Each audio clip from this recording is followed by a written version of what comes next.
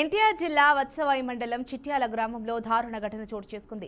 5 ఏళ్ల వికలాంగురాలిపై చిన్నారిపై మైనర్ బాలుడు అత్యాచారానికి పాల్పడ్డాడు. ఆరు బయట ఆడుకుంటున్న చిన్నారిపై రాజేష్ అలియాస్ రూబిన్ బాబు అనే మైనర్ బాలుడు అఘాయిత్యానికి తెగబడ్డాడు. చిన్నారి తల్లిదండ్రులు కూలి పనులు చేసుకుని ఇంటికొచ్చేసరికి ఒంటిపై గాయాలతో ఉన్న కూతుర్ని చూసి షాక్ కి గురయ్యారు.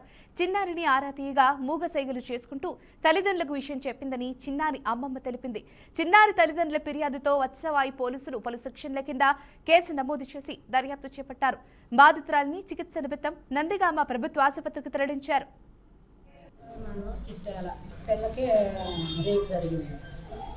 పిల్లవాడు 16 సంవత్సరాలు, పిల్లకి 5 సంవత్సరాలు. అమ్మాయికి మాటలు రావు, ఏం రావు. అబ్బాయికి ఎన్ని సంవత్సరాలు ఉంటాయమ్మా? అబ్బాయి 16 సంవత్సరాలు, అమ్మాయికి 5 సంవత్సరాలు. ఈ అబ్బాయి పేరు ఏం పేరమ్మా? పెట్టారా రీబేన్ అయితే ఇంకేదో పేరు పెట్టారండి, రాకేష్ అంట. రాకేష్. ఈ అబ్బాయి ఉండేది ఎక్కడ? చిట్టేళ్ళలోనే, మా ఇంటి పక్క అమ్మిన అబ్బాయి. అమ్మాయి పేరు అమ్మాయి పిండిపడి పోతుంది. 4 గంటలకి 3 గంటలకు వచ్చిందంట పిల్ల. మేము పనికి వెళ్ళింది. ఇంకా అబ్బాయి వాళ్ళ ఇంట్లో ఎవరు లేరంటే ఇంట్లో తీసుకుపోయి ఆ పిల్లని అట్లా చేసింది. మేము పనికి వచ్చాక అమ్మాయికి బ్రెడ్ ఉంది, సైగ చేసి ఇట్లా బట్టలు పెట్టి చేసిండని చెప్పింది. మీద పంటలో అట్లా చేసింది అని చెప్పింది పిల్ల సైగతో. ఇక మేము ఏది గేట్ మీద అలా నైట్ మాట్లాడాలి. కొంచెం పూట పిల్లని చూపెట్టుకొని అడిగి ఉన్నాం. అడిగితే వాళ్ళు అన్నారు, మేము చూపెడతాను అన్నారు. ఫస్ట్ మేము తర్వాత మేము చూపియం, మీరు ఏం చేసుకుంటారో చేసుకొని కేసు పెట్టుకుంటాం, కేసు పెట్టమంటే కేసు పెట్టుకున్నారు వాళ్ళు అన్నారు. నన్ను చిట్టాల పిల్లకి 5 ఏళ్ల వికలాంగురాలిపై జరిగిన అత్యాచారానికి సంబంధించి మరింత సమాచారాన్ని మా బీఆర్కే ప్రతినిధి సుబ్బు అందిస్తారు.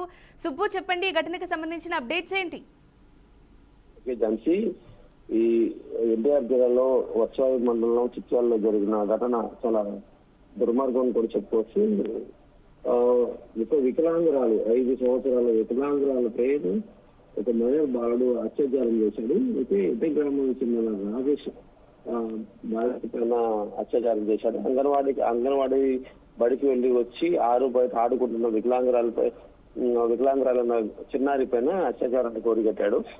అయితే ఈ తల్లిదండ్రులు, చిన్నారి యొక్క తల్లిదండ్రులు కూలి పనులు చేసుకుంటూ ఉంటారు. కూలి పనులకు వెళ్ళి సాయంత్రం ఇంటికి వచ్చిన తర్వాత చిన్నారి ఒంటిపైన గాయాలు గమనించడంతో ఏం జరిగిందనే దాన్ని ఆ చిన్నారిని గట్టిగా ప్రశ్నించగా చిన్నారి మోగ సైకిల్ తో ఆ తల్లిదండ్రులకి ఇలా జరిగిందని వివరించడం, రాజేష్ ని చూపించడం కూడా జరిగింది. ఈ ఘటన పైన తల్లిదండ్రులు వెంటనే ఆ పోలీస్ స్టేషన్కి వెళ్ళి పోలీస్ స్టేషన్ లో ఫిర్యాదు చేయడం జరిగింది.